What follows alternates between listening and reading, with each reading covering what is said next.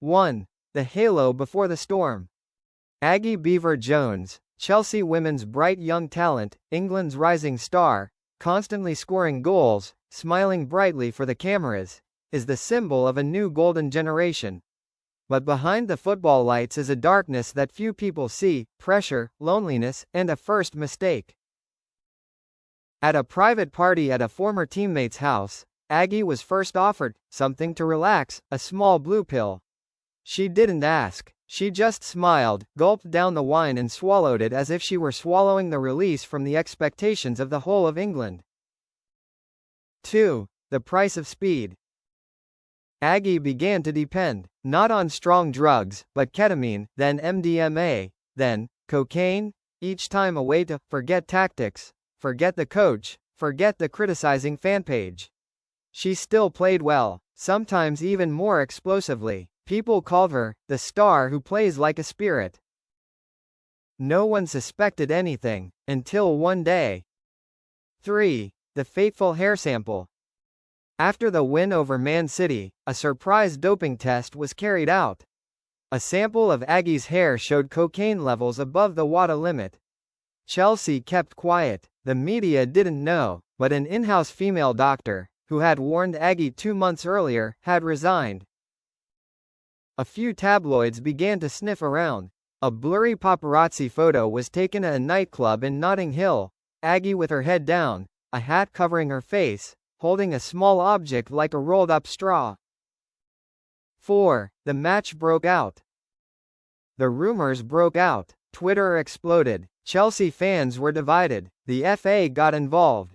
Aggie was provisionally suspended pending investigation. She was silent. People who had praised her as a brave Generation Z role model were now silent. In a later leaked CCTV clip, Aggie was seen screaming and smashing up the dressing room after being substituted at halftime. A behavior she had never shown before. 5. Truth or lie. The head coach said, Aggie is just having mental health issues. Her agent said, she did not use drugs for performance purposes, but because of depression after an injury last season. But investigative journalism pointed out, the injury was never officially announced. A short report by The Guardian brought up the past. Aggie was mentally abused as a teenager by a male youth team coach, who used harsh words whenever she failed to score. 6. The final choice. Before the FA hearing, Aggie wrote a lengthy Instagram post, neither denying nor confessing. She wrote, I am not a hero. I do not want to be a victim. But I am human, and humans make mistakes. The FA handed him a 6-month ban, details not made public. Chelsea kept his contract, but a major campaign on mental health for young athletes was launched soon after. Led by who? Aggie Beever-Jones. 7. Rebirth from the ashes. 6 months without football. For most people it's a holiday, but for Aggie Beever-Jones it was a silent hell. She left London, unknown to anyone, for a remote seaside town in Cornwall. There were no fancy gyms, no paparazzi, no trophy pressure. Just grey skies, cold seas and silent mornings. Aggie did yoga, she painted, she learned to cook. Her first course was spaghetti, but it lacked salt so much that she had to FaceTime her mother at 2 a.m. And most importantly, she started therapy, for the first time in her life. The conversation leaked. During a private livestream with a private fan group, a recording of a conversation between Aggie and Sam Kerr was accidentally leaked. In it, Aggie says, Sam, I know you struggle with anxiety too. But I didn't expect to be this negative. They call me an icon. An icon of what? A bad boy? And Sam, in his deep Australian accent, simply replies, No, Aggie, you're an icon, because you get back up. The return of the warrior. On March 12, Chelsea posted a short video. She's back. The scene, Aggie, wearing her new training kit, walks onto the Cobham training pitch. No background music, just the sound of shoes on the pitch, the sound of breathing, and finally, the sound of the ball hitting the net. What do they think?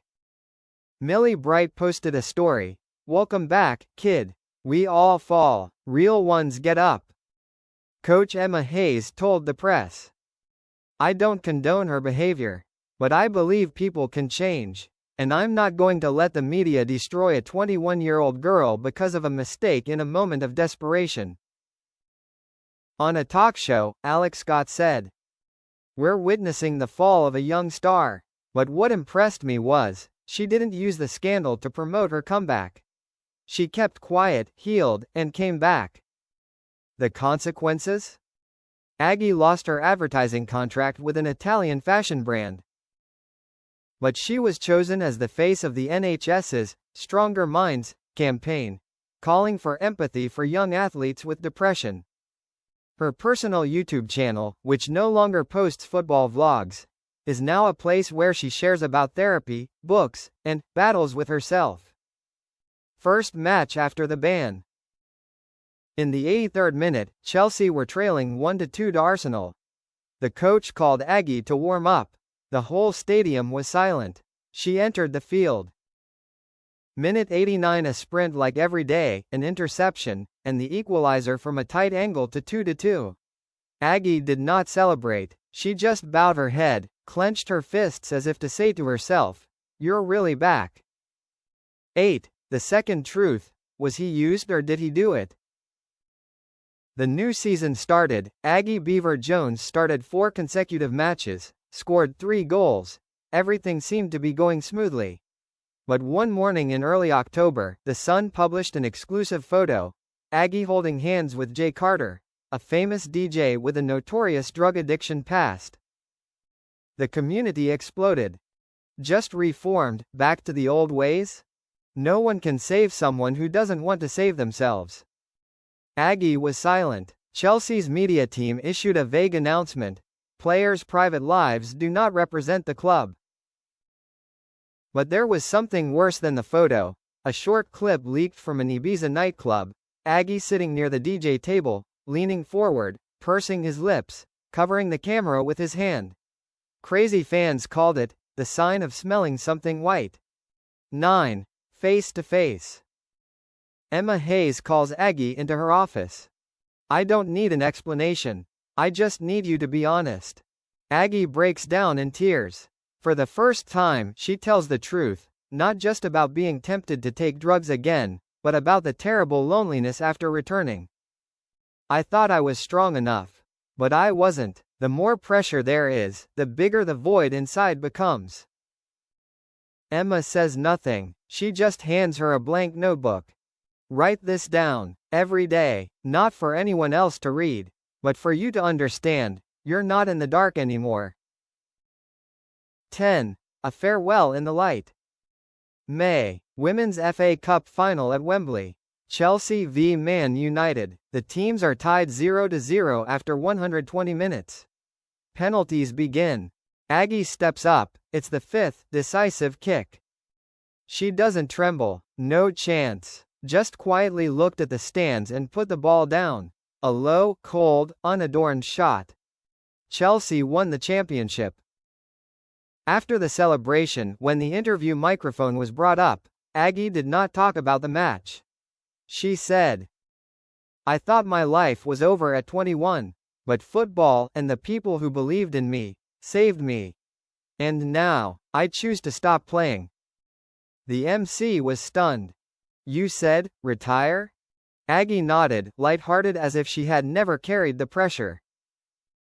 "I chose to end when I was still sane, still standing. I have lived 2 lives in one body, and now it is time to live truly, for myself." The end. Not an angel, just a human. Aggie opened a small football academy in Leeds, called Restart FC, where not only tactics are taught, but spirit, recovery, and the value of daring to make mistakes and correct them.